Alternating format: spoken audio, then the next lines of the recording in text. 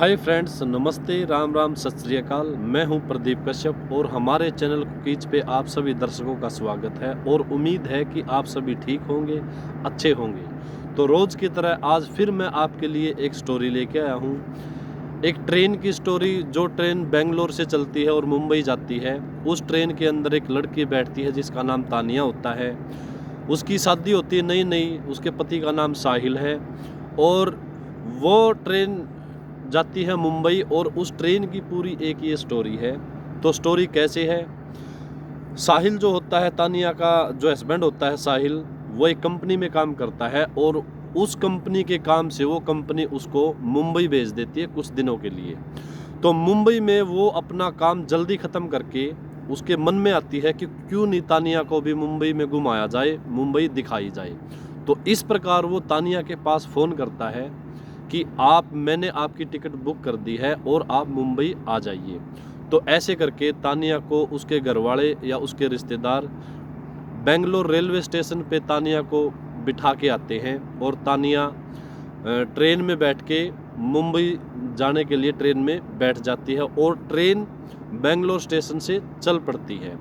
तो बेंगलोर से मुंबई का जो टाइम, काफ़ी लंबा सफ़र होता है जिसमें काफ़ी सारा टाइम भी लग जाता है। तो तानिया के सामने सीट पे दो अजनबी व्यक्ति बैठे होते हैं। तो जब ट्रेन चलती है, कुछ टाइम गुजरता है, तो वो दो व्यक्ति तानिया से बात करने की कोशिश करते हैं, लेकिन तानिया बात नहीं करती है।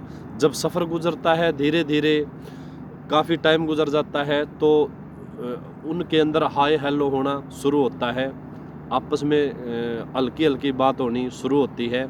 और उसके बाद जब थोड़ा सा और टाइम गुजर जाता है तो तानिया उनसे बात करने लगती है। तो वो तानिया को चाय ऑफ़र करते हैं, लेकिन तानिया चाय के लिए मना कर देती है। तो जब बात करते करते काफ़ी टाइम हो जाता है, मुंबई के नज़दीक लग जाते हैं, तो जब तक उनमें काफ़ी सारी बातें हो चुकी होती हैं, तो उसके बाद फिर वो तानिया को चाय ऑफ़र करते हैं और इस बार उनके कहने पर तानिया चाय पी लेती है और उस चाय में नशे की कोई दवाई होती है। तो तानिया जब भी चाय पीती है उसको नींद आ जाती है, वो सो जाती है। लेकिन जब उसकी आँख खुलती है तो वो एक कार में होती है और वो देखती है और चिल्लाती है कि मैं कहाँ हूँ। तो वो दो व्यक्ति हैं, वो बोलते हैं या तो आराम से रहो, बैठी रहो, नहीं तो हम तुम्हें मार डालेंगे, तुम्हें मौत के घाट उतार देंगे। तो ऐसे साहिल, तानिया का घरवाला, जो ट्रेन पहुंचती है मुंबई स्टेशन पे, उसका वेट करता है, लेकिन तानिया नहीं आती है। जब काफ़ी देर हो जाती है तो उसको टेंशन होने लगती है। तानिया का फ़ोन मिलाता है तो उसका नंबर भी नहीं लगता है। तो ऐसे करके फिर वो घर पे फ़ोन करता है, तो घर वाले बताते हैं कि हमने तानिया को ट्रेन के इस कोच में बिठा दिया था, वहाँ से ट्रेन चल पड़ी थी और तानिया मुंबई के लिए निकल चुकी थी। तो ऐसे करके फिर वो, जब उसको कन्फर्म हो जाता है कि तानिया के साथ कुछ हुआ है, तो वो पुलिस स्टेशन जाता है और एफआईआर करवाता है और सारी घटना बताता है कि मेरे बीवी के साथ ऐसा ऐसा हुआ। तो उसके बाद जो तानिया को वो कार के अंदर लेके जाते हैं, वो एक घर के अंदर लेके जाते हैं तानिया को, जो मुंबई में एक रेड लाइट एरिया है। तो वो तानिया को एक कोठे पे लेके जाते हैं और कोठे पे तानिया को 45,000 रुपये में एक कोठे को चलाने वाली जो लेडीज़ होती है उसको बेच देते हैं। तो तानिया को भी समझ में आता है कि मैं बहुत गलत जगह फंस चुकी हूँ और यहाँ से निकलने का कोई जरिया, कोई तरीका भी नहीं दिखता। तो ऐसे जब 10-12 दिन गुजर जाते हैं तो कोठे चलाने वाली तानिया को बोलती है कि जो हम कहते हैं वो करो। वो उसको वेश्यावृत्ति के धंधे में धकेलना चाहती है, लेकिन तानिया उसकी बात को नहीं मानती है और उसका बार बार में विरोध करती है। वो बोलती है चाहे मेरी जान ही क्यों न चली जाए, मैं ये धंधा ऐसा नहीं करूँगी। तो जब 10-12-13 दिन गुजर जाते हैं तो उस कोठे पे कस्टमर आता है और उस कस्टमर को तानिया के कमरे में भेजा जाता है और अंदर से वो कस्टमर दरवाज़ा बंद कर लेता है। जब वो कस्टमर अंदर जाता है तो तानिया उसके सामने रोने लगती है और अपनी पूरी कहानी बताती है कि उसको कैसे कैसे यहाँ पे लाया गया है। तो ऐसे उस कस्टमर को भी तानिया के ऊपर थोड़ी सी दया आती है और वो बोलता है कि मैं आपके साथ ऐसा कुछ नहीं करूँगा, मैं आपकी क्या हेल्प कर सकता हूँ। तो तानिया बोलती है कि मुझे एक कॉल करनी है। तो वो तानिया को अपना फ़ोन देता है और तानिया साहिल के पास फ़ोन मिलाती है और साहिल और तानिया फ़ोन पे ही रोने लग जाती है। लेकिन तानिया के पास टाइम कम था, इसलिए वो शॉर्ट में ही सारी स्टोरी, सारी कहानी बताती है कि उसके साथ क्या क्या हुआ। फिर साहिल सोचता है कि मैं पुलिस को खबर करूं, पुलिस को खबर करूंगा तो कोठे पे किसी तरह से पता ना लग जाए और वो तानिया को वहाँ से बदल ना दे, किसी और जगह न भेज दें और पुलिस लेट न हो जाए। इसीलिए वो फैसला करता है कि मैं खुद ही उस कोठे के ऊपर जाऊंगा। तो तानिया साहिल को फ़ोन के ऊपर उस कोठे का एड्रेस वगैरह सारी चीज़ें बताती है कि कौन से कोठे में है।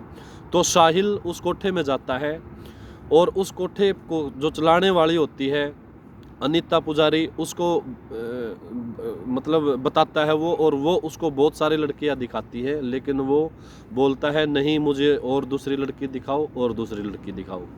तो लास्ट में आकर के वो कोठा चलाने वाली तानिया को दिखाती है और तब जाके साहिल के जान में जान आती है और फिर वो तानिया के अंदर कमरे में चले जाते हैं दोनों और दरवाज़ा बंद कर लेते हैं।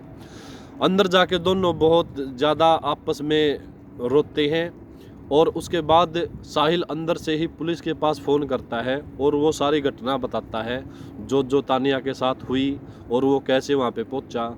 उस दिन उस दौरान फिर वहाँ पे पुलिस आती है उस कोठे के अंदर और सारे कमरों को चेक किया जाता है। तो उस कमरे से तानिया को और साहिल को निकालती है और बहुत सारी लड़कियां होती हैं जो ऐसे ही फंसी होती हैं, सबको पुलिस आज़ाद करवाती है वहाँ से। और जो उस कोठे को चलाने वाली होती है अनीता पुजारी, उसको गिरफ्तार करती है और जो दूसरी एक और लेडीज़ है उसको गिरफ्तार करती है।